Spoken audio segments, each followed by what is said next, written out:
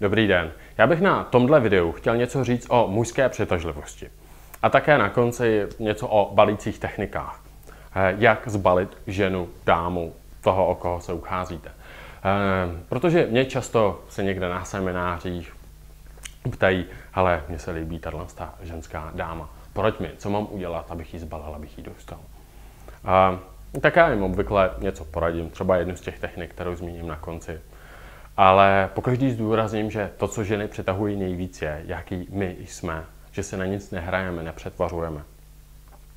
Přitahuje je, jestli my si věříme, naopak odpuzuje je, když o sobě pochybujeme nebo se schazujeme, jak vnímáme naše okolí, jestli je to radost tady být, je to plný příležitostí, nebo je to velký prostě hnusný spiknutí tady ten svět. To jsou věci. Já mám dva kamarády, kteří se hodně zajímají o psychologii, NLP, ovlivňování, manipulaci, přesvědčování, vyjednávání a tak dále. A všechny ty techniky mají perfektně nastudovaný, rozumí tomu. Obvykle třeba i když jdou na jednání, tak to umí i použít. Ale když přijde na ženy, tak to jsou absolutní tragédie. Opravdu. S nima to neumí a plavou v tom.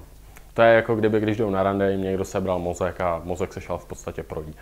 Tak. A naopak potom mám kamarády, který psychologie jako absolutně nezajímá, oni jsou takový divoký, živí, ještě jsou malí a voškliví, jsou to takový ďáblové. Jo? A ty s ženama prostě válí. Protože ty ženy přitahují, jaký jsou ty chlapy.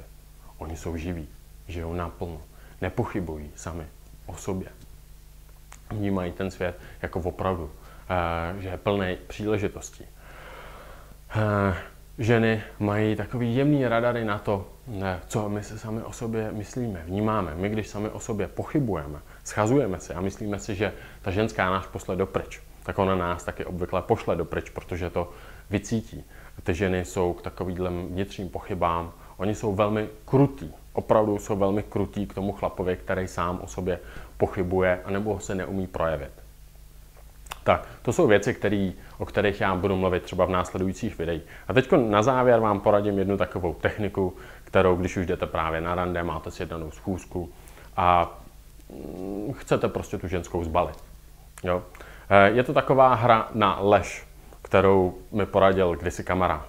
A to je, že přijdete, sednete si a teď ní řeknete, hele, teď si zahrajeme se takovou hru na lež a když řekneš pravdu, ten, kdo řekne pravdu, tak platí účet. A když ona na to přistoupí, tak super. A vy potom, protože nemůžete říct pravdu a ta ženská se vám líbí, že jo, jinak byste ji nezvali na rande, říká, ale ty se mi absolutně nelíbíš, ty mě nepřitahuješ, tebe já vůbec nechci. A ta žena, pokud se jí líbíte, a asi zřejmě jo, jinak by s váma nešla na schůzku, tak taky řekne, se mi jaký nelíbíš, taky tě vůbec nechci. A vy už takhle dopředu víte i na čem jste, jestli se jí líbíte, nelíbíte. Protože pokud se tý ženský líbíte, tak ona vám to nikdy neřekne. Nemůže vám to říct. Takže takováhle hra na lež. Vy zjistíte i to, co si ona o vás myslí a ještě velmi ráda si hraje. Ona je to opravdu zábava. Takže až půjdete na rande, tak to vyzkoušejte.